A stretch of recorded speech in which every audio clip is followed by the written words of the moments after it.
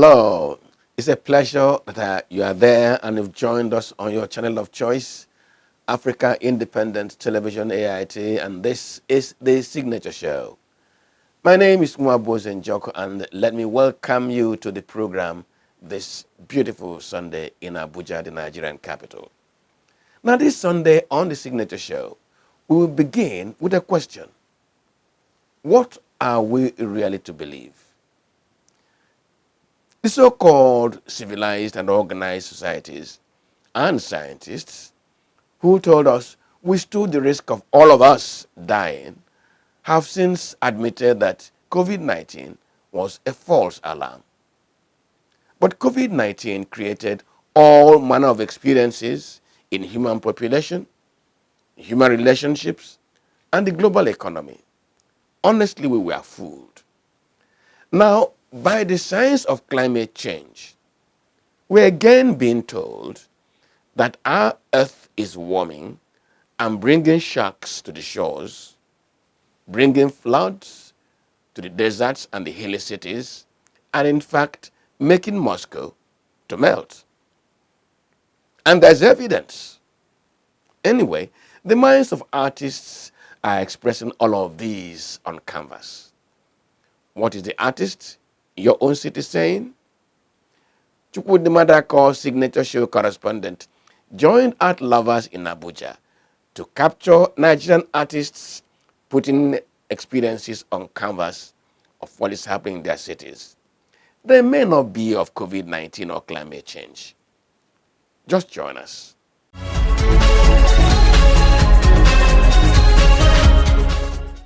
Life in My City, a non-governmental organization that promotes art among young Nigerians, organized its Abuja Regional Arts Exhibition on Tuesday. The exhibition attracted over 600 entries nationally, the highest number since the exhibition started in 2007. The art director of the organization, Dr. Ayo Adeyemi, while welcoming attendees, thanked the participants for showing interest in this year's art competition. He said that the reason for the regional exhibition was to make it easier for the participants to submit their artworks and art lovers in the region to be part of the festival, a move away from the submission of all entries in Enugu. This year we have the largest entry ever. We have close to 600 artworks submitted by young Nigerian artists for the award for this year. He thanked MTN and Ford Foundation for their support, which has increased the quality and impact of the competition. This year, with the support of MTN and the Ford Foundation, we're able to increase the overall price to 1 million naira. Then we have 6 different category prizes. Each leader in those categories will be winning 500,000 naira. Member of the Board of Trustees of LINCAF, V. Martin Obiorailu, commended LINCAF for their effort to promote art in Nigeria. He expressed his appreciation to the Third Pyramid Art Gallery Abuja for hosting the exhibition and the special guest at the occasion, Senator Ayo Ogweze, for his support to LINCAF over time, and urged other well-to-do Nigerians to emulate the senator to encourage LINCAF in the good job he's doing. It was intentional to invite a number of our friends here so that they have an idea of what we are talking about. It is not just because we want to celebrate. What Life in My City Art Festival has done for artists in Nigeria is unprecedented. It's unprecedented. Life in My City has conferred some importance to what our artists are doing. It has given opportunity to so many. So we're using this opportunity to call on the well-to-do in Abuja. When you buy an artwork here, you are supporting creation of opportunities, employment, and all that for our young artists. Also in his address, a director of MTN Nigeria Foundation, Reginald Okeya, said the MTN has been supporting the participation of young people in visual arts with the aim of nurturing talents. He thanked the Life in My City team for the idea of promoting arts in the country, adding that the young people are the future of our society. The MTN Foundation has been supporting the capacity building of young people in performing and visual arts with the aim of identifying, sparking, and nurturing talent for almost a decade since the inception of MTN Foundation in 2015. A member of the House of Representatives, Honorable Dennis Agbo, commended the artists for showing interest in Live in My City Arts Festival, likening us as a meeting point between man and God in creativity. That's a meeting point of man and God in creativity. And art could be visual arts like this. It could be written, writing. I love writing. So, gentlemen, young people, I commend your resilience. Declaring the exhibition open, the special guest, Senator Ayog Eze, pointed out that anytime Nigeria is mentioned in the international arena, the only thing that comes to the mind of foreigners is criminality and other vices. He said there was a need for the country's critics to also recognize the positive energy of young Nigerians shown in endeavors like Linkaf. When you mention Nigeria, the image it conjures outside is not a good image in many respects. But at least this is one thing on people's calendar that is positive about Nigeria. And I believe that the way Ayo and Vin and other members of the Board of Trustees are going, all attentions will soon be riveted on Linkaf and Nigeria. And we can see that little things like this can engineer monumental revolutions and changes in the life of a country. And it takes just the dream of an individual or two or three. So I commend not just the people who dream the dreams, but those who have been feeding those dreams. The event was honored by the special guest, Senator Ayog Eze, a member of House of Representatives, Honorable Dennis Agbo, the Chief Executive Officer, Signature TV, V. Martin Ilo, the Director, MTN Foundation, Reginald Okeya, and many others. In Abuja, Chukwudi Madako for Signature TV.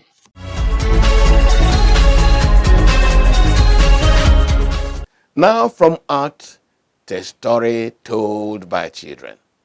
Last Thursday in Abuja, Nigerian children told a story. It was a story of lamentation and finger pointing, but it ended in hope and expectation of a better future. The story was to adults on how corruption was destroying their today and threatening their tomorrow. The story, in drama, in songs and debate, they made up the strong message at the unveiling of Corruption Story Season 4. By the way, Corruption Story, an anti-corruption program, television program produced by Signature Communications Limited, launched a new theme for the season. Make you no tire for the fight against corruption. We go win 'em. That's the theme.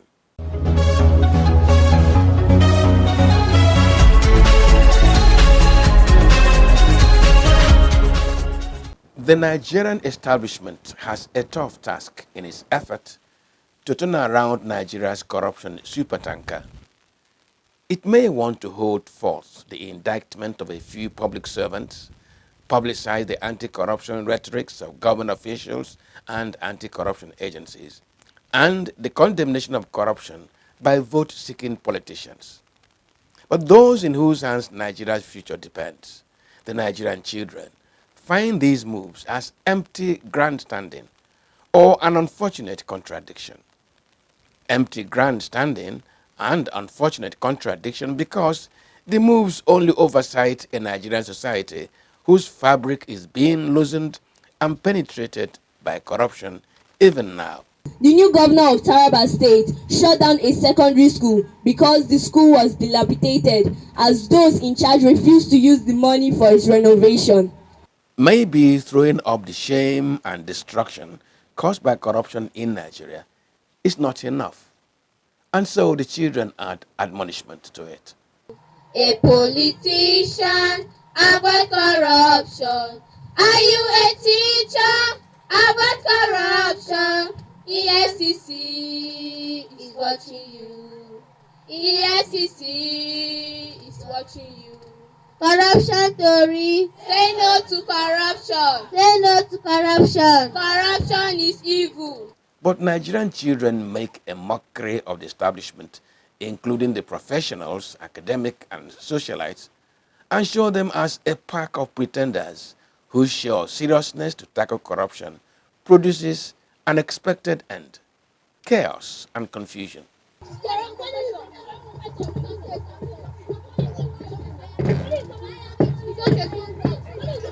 Calm down.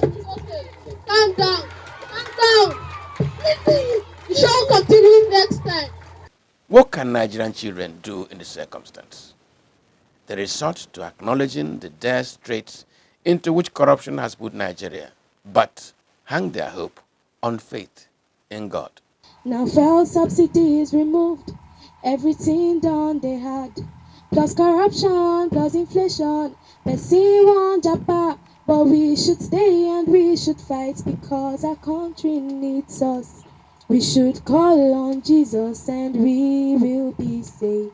The lamentation, mockery and heated debate of Nigerian children drawn from Government Junior Secondary School Mpape, Belanadia College Mpape, and Baptist High School Kubwa, all in the Nigerian capital Abuja, was the forceful message the children delivered at the launch of Season 4 of one of Nigeria's foremost anti-corruption television programs, Corruption Tori, on Thursday.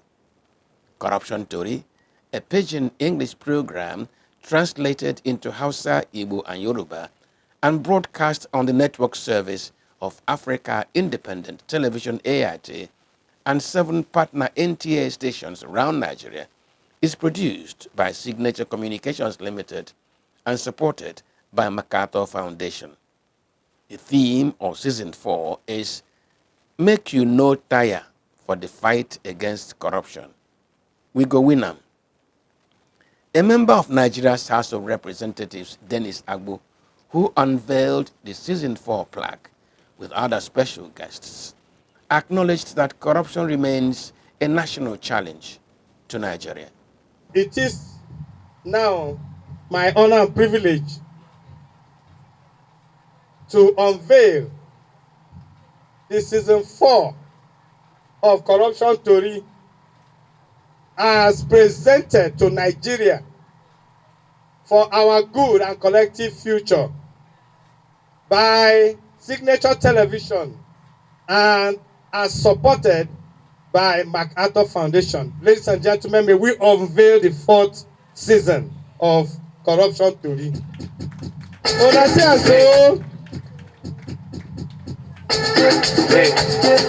So he said Corruption Tori, corruption in your language, Season 4. No tire for fight against corruption, we go win 'em. No tire for the fight against corruption, we go win 'em. I want us to know about corruption is that corruption destroys our future. Corruption destroys society. Corruption dey spoil matter. Corruption dey make am say where we dey live things no dey waka well. There is enough framework for corruption that to fight the war on corruption. It is the will. It is the will to enforce those laws. The laws are there. And wherever the laws need to be amended, we are there as parliament to amend the laws. But let that also be the will. If they catch your friend stealing, allow him to go to jail. Don't intervene, don't interfere, don't block the way. Let there be consequence for corruption. Somebody has engaged in adulterated drugs. Let the person go. There are sentences in NAFDAC law for adulteration of food, drugs, and beverages. So let the person go and suffer for it. Agbo's hope that Nigeria will overcome the challenge resonated with retired AIG Dr. Charles Ugomo, who called on security agencies to clean their houses because corruption in the delivery of security has more telling consequences for the nation. Corruption issue has eaten deep into the fabrics of Nigerian society. Nothing works again. And in security anyway, corruption issues are also very, very obvious. I wouldn't deny that fact. And so I'm calling on the security agencies to leverage on what this Signature TV is doing to turn a new leaf and eschew corruption in all fabrics of the security agencies, because the life of the Nigerian populace depend on the activity of the security agencies. Like they have debated our kids here, when so many trillions are voted for security, and yet insecurity, pervades everywhere. So we are calling on security agencies, which I'm part of anyway, and the government to have a solution to some of these things. The principal of Government Junior Secondary School Mpape, hosts of the event, Mrs. Ngozi Onugo, commended Signature Communications Limited not just for the launch and creating a theme that gives hope, but for devoting time and resources to seek to heal the nation of a major ailment. Corruption, as we all know, is a cankerworm that has eaten deeply into the fabrics of our society. Corruption has been the root of the cause of all evil, such as unemployment, insecurity, underdevelopment, and other social vices in our economy. Therefore, I use this medium to implore you, my tender students, and all those present in this epoch-making event, to shun corruption. Let's join hands with corruption Tory and other anti-corruption agencies to fight this monster called corruption. The Chief Executive Officer of Signature Communications Limited, producers of Corruption Tory, Vin Martin Obiora-Ilo, said that the theme of each season of Corruption Tory has been designed to recruit more soldiers to the fight against corruption. Mr. Ilo said for the future of Nigeria to be rid of corruption, children have to take ownership of the fight in order to guarantee their future. Corruption Tory is a strategic engagement with the ordinary people. It is a program we created, not targeted at professors, not targeted at big men, but targeted at the ordinary people, those that cannot speak good English, targeted at children like the students we have here today, who have been serially ignored when we tell the story of anti-corruption. As I speak, we have 20 anti-corruption clubs across the country. The idea is to catch them young. Let the children have a buy-in in this anti-corruption. Also, in the last couple of years, we started an essay competition for secondary schools. Why did we do that? For these children to be a part of this war. And if you ask my Oga here, who leads our team that organizes the essay competition, when you read what these children write about, we as adults will be ashamed of ourselves. Because you see that these children are worried, very concerned about what is happening in society today. And they look up to us as adults, that we must do something. But at Corruption Tory, we have not just done something, we are bringing the war back to them. because they are the future of our nation. And that is why they are with us. The launch of Corruption Story Season 4, a program supported by MacArthur Foundation, attracted anti-corruption agencies like ICPC, education agencies, politicians, and the media.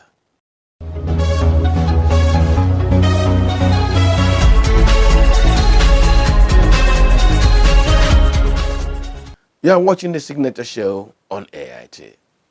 We take a break and return shortly. Please stay with us.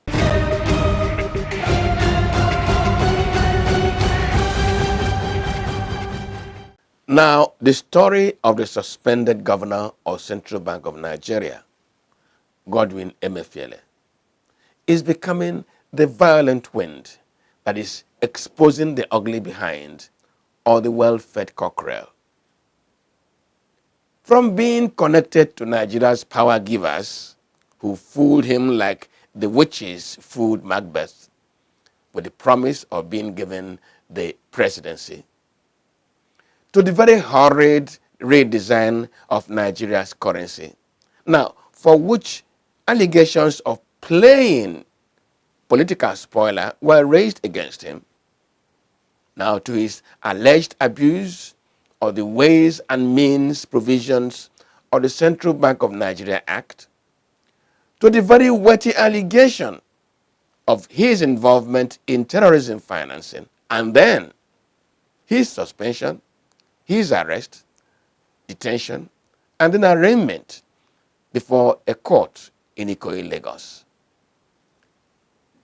The Emefiele'S story has strengthened the narrative of Nigeria, big in name, but thoroughly empty in what makes a progressive, ordered, and working nation.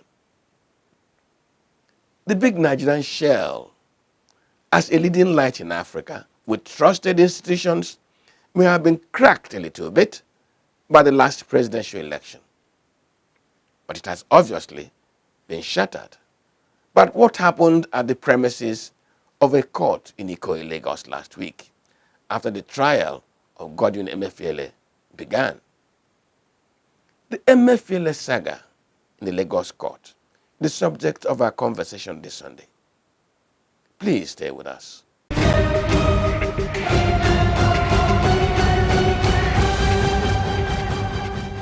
Ame, you're welcome to the conversation. Thanks for having me. Are we not shaking across the Niger? Well, that's a great one. It will bring us together. Now, I told you that I'm a little bit sober. I did hear you. I'm sober because Emefiele, after he was suspended by the president, Ahmed Tinubu, for some investigations over financial matters in the Apex Bank, which investigation we do not know the outcome yet, he was picked up by the DSS.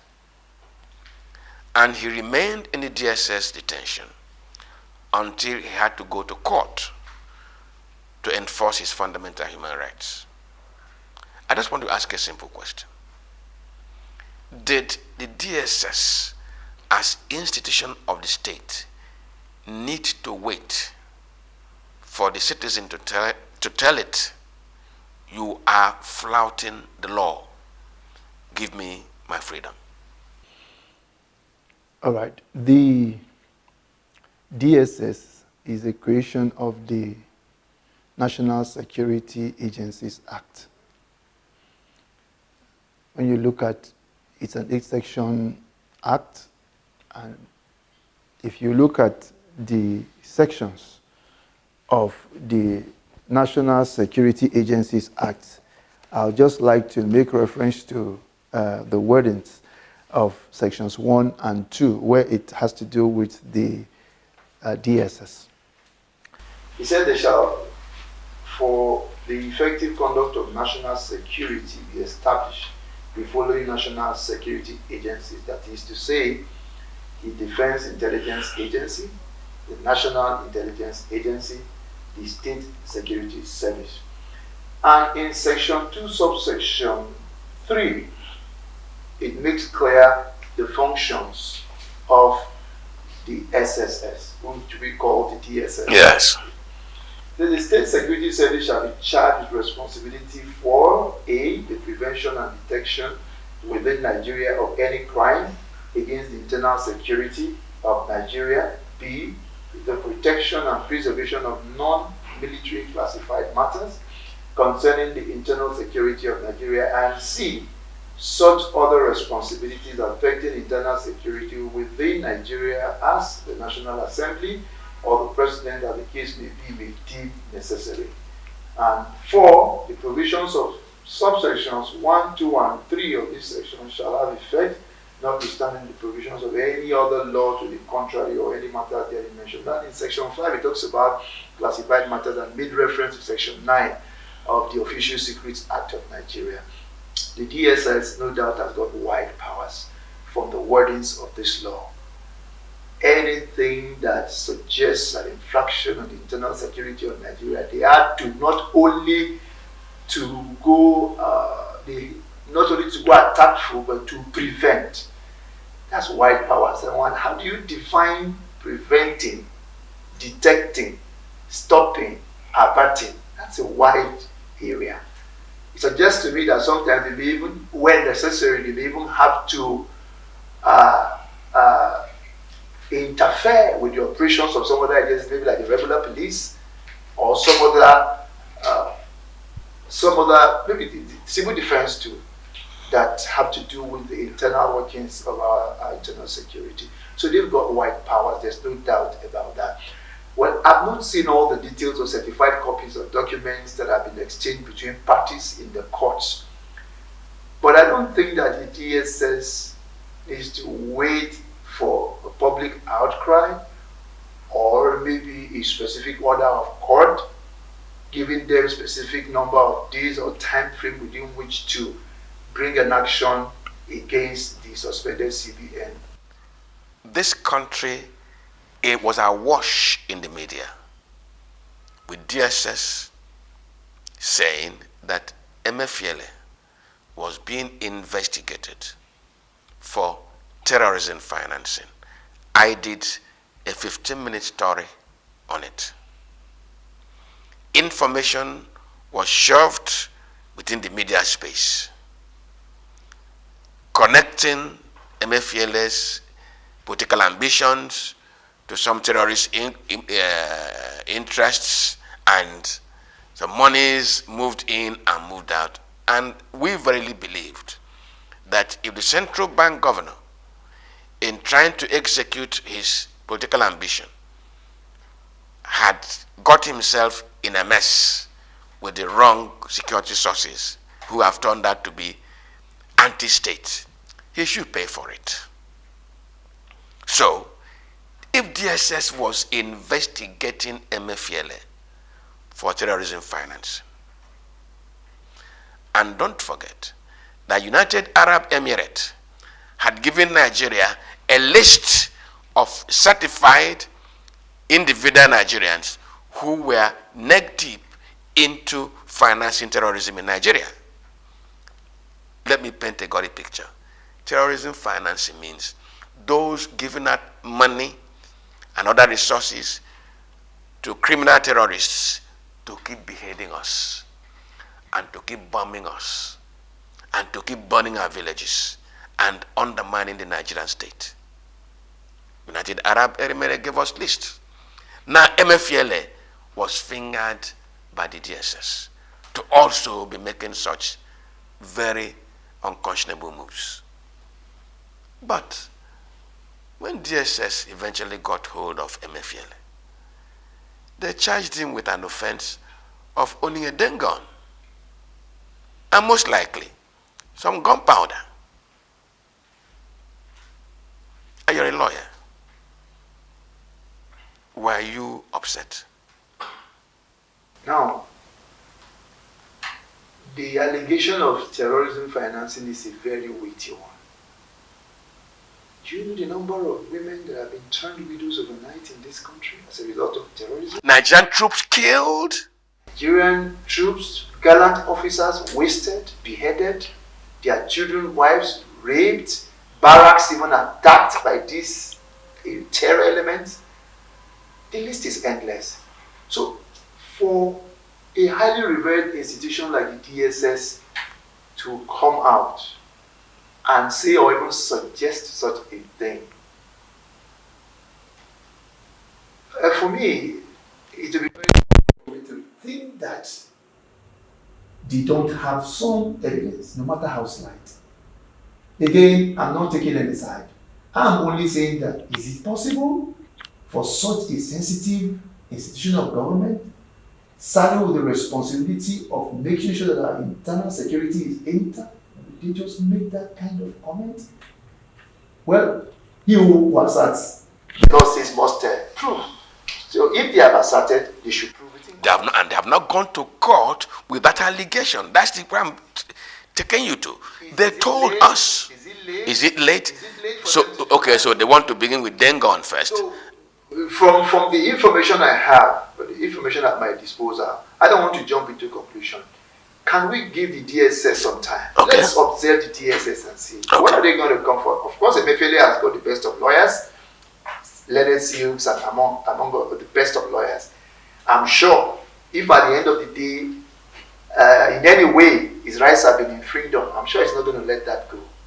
He's going to make sure that he seeks redress. In fact, we give him some hope, really, because he said, look, DSS is not a frivolous institution.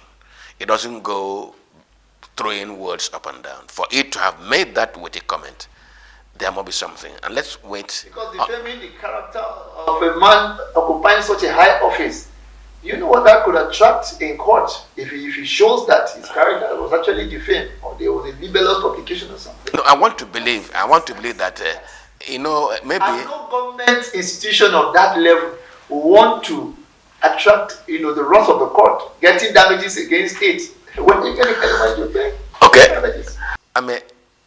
Emefiele is in court. Pardon my trying to reduce what's my sound to trivialize what is a serious problem. He is charged with an offense of possession of firearms and ammunition. I do not want to query whether that is terrorism financing, but by and large, it's an offense. The second part of this conversation is on what transpired in the Koi court last week. After his lordship had granted Emefiele, by the way, it was the DSS that took him to court. In other words, the DSS had said, look, we are now taking this matter to be adjudicated on by a competent court. We are submitting ourselves to the ruling of the court. And his lordship ruled that, look, DSS, you have a prosecutory authority on this matter. But as a citizen, this offense permits of a bail. So I grant him bail in the sum of 20 million naira and a surety in like sum. Seize his travel documents, his passports, and then put him in the correctional center in Ikoyi. But what transpired, as we're conversing, I will show us what transpired. What transpired seemed to me, please correct me because I'm a layman, I'm not learned. What transpired seemed to me that the DSS was not immediately satisfied with the order of the court. Because the court says, correctional center, take him away, court, keep his passport. If he perfects his bail conditions, DSS, keep prosecuting him. But DSS wanted him back with them, instead of he being detained where the court had ordered that should be detained. The correctional center officials also wanted to keep him as ordered by the court. And the two institutions reduced Nigeria to a laughingstock, where the DSS, with their guns striding over their chests, and the prison officials were struggling over who will keep Emefiele. Amen. Was that law, was that respect and obedience to the court order? Just please educate me. All right, very quickly, thank you. Before I comment on that, on the issue of possession of firearms. Yes. Well, like we know, he who asserts must prove. No law stops you from getting a firearm for self-defense. But of course, you are expected to obtain a license if you must be in possession of such firearm. So it's an allegation. It's left to be proved by the DSS that he was in possession of any form of firearm. And it's left to them to also show that he did have a license to have such firearms or firearm in his possession. So I just want to quickly say that by the sides before I respond to it. Of course, I've watched the clips of what transpired at Ikoyi some days back. No court will embrace you. No court will give you a voice or a place when you disobey the orders of that court. No court, no judge will take that from you. Of course, it is called contempt of court, whether in facie or ex facie. In facie, before the court, ex facie, out of the court. So there's no court that will hug you or welcome you. In fact, most times they will tell you, until you obey the court order, do not come back to me. You will get no favors from the court. That's what I'm trying to say. So if the court has directed that A, B, C be done, why should you do X, Y, Z? That's clear disobedience. Do we need any lawyer to know that? It's clear disobedience. Let me tell you what I'm asking, because we don't know. We're laymen. We're not learned. Because maybe I don't know. The DSS may have had reason not to allow him to move out of that place. Sure, maybe they may and whether know the reasons are justifiable or not is another thing. I want to ask, should the DSS really not have taken his lordship into confidence? Because it is possible that if Emefiele left that place, he might go to the detention correctional center and detonate a nuclear bomb. And that the DSS had that information. That is worst case scenario. Is it not expected in institutional civility and conduct that the DSS should have confided in his lordship to say, look, we have this information. Would that not be legally acceptable? If the information I have is correct, the DSS did not file a counter affidavit, did not file a formal counter affidavit against the application for bail filed by the lawyers to the suspended CBN governor. My lord allowed them to argue orally against the application for bail.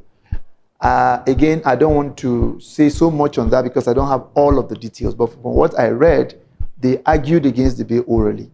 My lord, in his wisdom, said, no, this man is entitled to bail. Of course, if you're granting a man bail, there are conditions you will give us, rule out as a judge. Even when the offense is such that it's a capital offense, for example, armed robbery or murder, like we say in the North, an offense that is not bailable ordinarily. A judge may see reasons. If you meet up certain requirements, he may see reasons and say, okay, well, of course, I can give this bail on these conditions. Some are outrightly not bailable. But for whatever it comes under, the judge in his wisdom sits in the court and says, okay, I'm going to give this man bail on XYZ conditions. The judge must have seen the justice of that application before granting such a bail to the person brought before him. So why should any Nigerian or anybody disobey the orders of the court?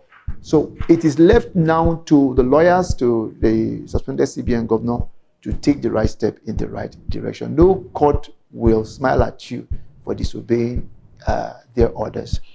And taking it further, if you said maybe they could have taken the judge into confidence and all that.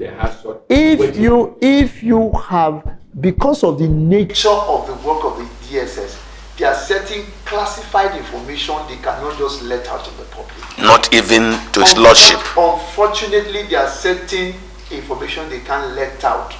For example, if they have some classified information, I'm just thinking, yes. I'm not a spokesperson for the DSS.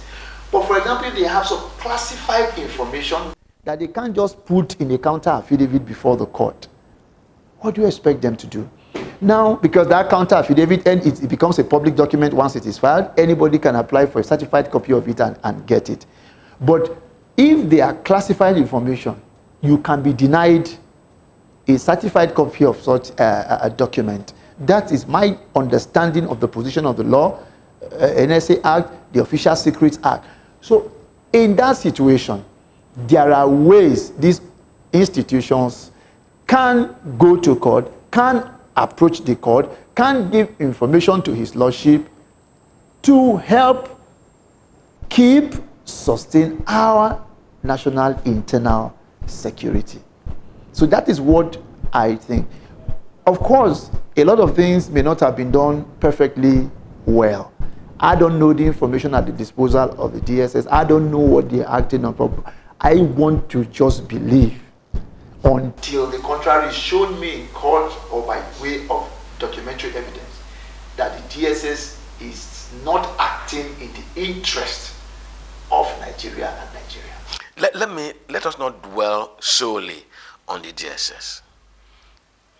Let us look at the conduct of the Correctional Center officials. The court had given an order. They wanted to obey it, but there was an interference. Don't they have any other processes through which they could complain to his lordship that a sister institution was undermining the order of the court instead of reducing the court into a wrestling arena? Of course, in a civilized society, things should be done in the proper manner. In the proper manner, I repeat it. What we saw, the clips we saw, sincerely, if you ask me, it was just a national embarrassment. Especially for this new government, this relatively new government of Nigeria that has told you and I, or promised us, is renewed hope, together in hope. That means His Excellency the President of Nigeria, Asiwaju Bola Ahmed Tinubu, and his Vice President have put themselves in the shoes of the common man to say, together, we are together in this, together in hope, a renewed hope. And Nigerians are very expectant of great things to come out of this new administration. But the actions of these two agencies, I must say that don't speak well at all for a government that has just come in, assured you and I, reassured us that we have got hope. So I think that the presidency should investigate this, or the Office of the National Security Advisor should investigate what really happened. The orders of my Lord were very clear. He should be remanded in the correctional facility at Ikoyi. The DSS had got no business taking Emefiele away. For reasons best known to the DSS, they struggled and wrestled with the correctional facilities officials to take Emefiele away. But there are decent ways of going about it. If you ask me, I think that the prison officials shouldn't have wrestled, because I saw one of them. He was so manhandled, his buttons pulled out, he was so humiliated, thrown out, and then he struggled to go in again. It was so embarrassing. I think there's a decent way that they would have gone about that. It's not right at all. I think that the officers involved in this show of shame should be punished. But the relevant is they should be punished. They shouldn't get away with it, because it was really embarrassing to the image, or the new image that this administration is trying to create for this country. going forward. I don't think that was good at all. It was a big minus for our public life and the public administration. I think the officers should be punished for that. There are two dimensions which are extra legal that worry us in the media. Some bits and pieces of information are being put into the public space to the effect that that show of that fisticuff was because there was anticipation of pecuniary benefits, especially to the correctional center, where warehousing a big man means warehousing an automated teller machine. There are also those who said that Emefiele'S stay in the DSS custody has availed the DSS two things. One is the same pecuniary reward that the prison officials, the correctional center officials are fighting over, because each institution that holds a big man has access to the vote. But there's the second worrying insinuation, not fact. And that is that interests outside legal have come to play, where those interests know where it serves them better to keep Emefiele, either with DSS or with the correctional center. Will you be worried that of the likelihood of extra legal considerations getting into the performance of our institutions? Purely extra legal. In fact, extrajudicial. The statement you made, I also want to address the minds of Nigerians since I have this opportunity. We are now beginning to think, or we now think, that once somebody occupies a high office, seemingly or otherwise, it's tantamount to being wealthy. I want to disabuse the minds of Nigerians. How are we sure that Emefiele is not just getting the salaries alone? Don't forget, this man was MD Zenith Bank, one of the leading banks in this country. It's believed to be the leading bank in Nigeria today. He was MD. From his salaries and perks of office alone, should he be poor? Now, as CBN governor, with his salaries, if he was taking only his salaries, this kind of assumed wealthy man that we think the wealth we think he possesses, I mean, will it be so? So I think that Nigerians should stop thinking in that way, where you think because somebody is CBN governor or he's a DGSSS, he's an accountant general, he's tantamount or synonymous to being wealthy, or that he steals. We should begin to disabuse their minds about this. Or those who occupy those positions should help us to think differently. Because when a man who occupies such a position shows you conspicuous capacity to consume, what if he made his wealth? What if he made his wealth before being appointed? We have people in Nigeria who made their wealth. Of course, the code of conduct bureau will tell us about that, because they have all this information about public office holders. Before it's possible, even a judge of the federation could have been a private practitioner who made so much money in billions before being appointed as a judge, before being appointed as a judicial officer. So I think we should begin to change our mindset about the way we perceive our public officers. That's why I'm not saying that people don't steal money or people are not corrupt.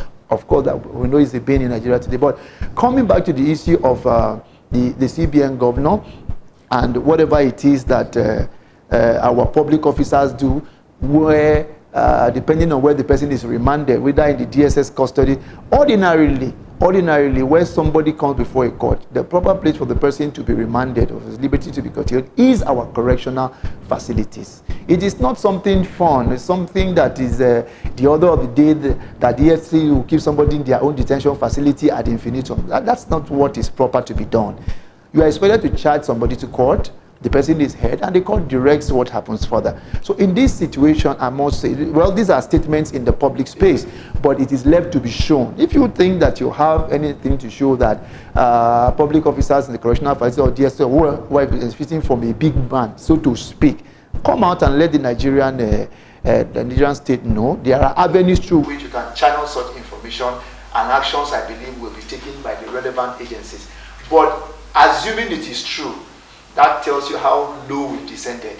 That people that should keep custody of somebody are now looking at pecuniary gains or what they can benefit financially or monetarily from that, keeping that person. I don't want to think that such things are happening. I don't want to think they are happening in our institutions. People should be contented with what they earn, either in the private sector or the public sector. You know, what differentiates the man who steals from the other man who is disciplined is just the factor of contentment. That is what differentiates us. Are you contented with the 100,000 you make as salary? Do you cut your coat, like they say, according to your cloak and live within your means? That's what we should be telling ourselves in Nigeria. Are you living within your means? No matter. And then our public officers should also show us that the man who is a gardener somewhere, who is diligent in his work, should be respected as the man who is in the high public office. Reward everybody. Make them feel equal. And that everybody is contributing to the growth and to a better Nigeria. I think these are the perceptions we should have. Well, even as we regret the exit of Aminu Kano, regret the exit of Tafawa Balewa, who are gentlemen who are contented with life and who are contented with service. Do you think that Emefiele is paying for his political sin in the error he made over the currency change? Well, it depends on what you call political sins. It depends. It's a wide area too for discourse. But whichever side you look at it, it is said in our African, one of our adages is that if you don't want to be stained, if you don't want water to touch your clothes, then don't go close to the river. For me, if you ask me, if you're preparing for public office in Nigeria, in today's Nigeria, be ready for the good and the bad. Anything can happen to you. You say the truth, like like we say, you say the truth, you are killed. You don't say the truth, you are killed. So I say the truth. Be known for something. Be known for something. And if you ask for my advice, I'll advise that be known for integrity and truth. No matter whose ox is God. Stand by what you believe in. Stick your neck out for it. No matter what price you're going to pay. Don't remember our great icon of blessed memory, Nelson Mandela of South Africa. Don't forget him. He stood for what he believed in. He fought for the stoppage of appetite. He stood for his people. He was ready to die for his people. But the Almighty God, in his own spared his life. You're not going to die. I will allow you to lead your people for 4 years. He came out of all that trouble, all the pain he went through, and he led his people for 4 years and handed over to another brother. Today he's long gone physically, but he's celebrated worldwide, Nobel laureate. What is it? I'm not sure that Nelson Mandela stole money from his country. But the name and reputation he has, the goodwill he has today, I'm sure that it will unlock any door for his family members or children. It will unlock any door. And I say to Nigerians today, if I must say this, I must say to Nigerians, let's stop thinking money, acquisition of wealth and all that. Let's think service to Nigerians. When you have the privilege, serve Nigerians. And this makes me remember our own dear mother, late Dora Akunyili. Let your good work speak for you. The Bible will also say, for me as a Christian, the Bible says that a good name is better than riches, than silver and gold. Let Nigerians, fellow Nigerians, let's begin to think on living good name, good legacies for our generations unborn. Let's not think money. Money is not everything. But what use is money you have and you don't have a good name, you don't have peace? Let's live within our means. And again, I'll say this. When you get into public office, don't forget that it's a transient position. It's ephemeral. You're not going to be there forever. You will step down someday, either by the time the Constitution gives to you or the Enabling Act, or someday your tenure. Your appointor will not be there forever. He leaves, you leave. Remember, you will go back to meet your people, fellow Nigerians. And the people are the greatest judges we have today. Not just the courts, the people. Because people can subvert justice. You can have a corrupt judge that even subvert justice. But the people will judge you. They will tell who you really are. Thank you very much for coming to the conversation. Thank you again, sir, for having me.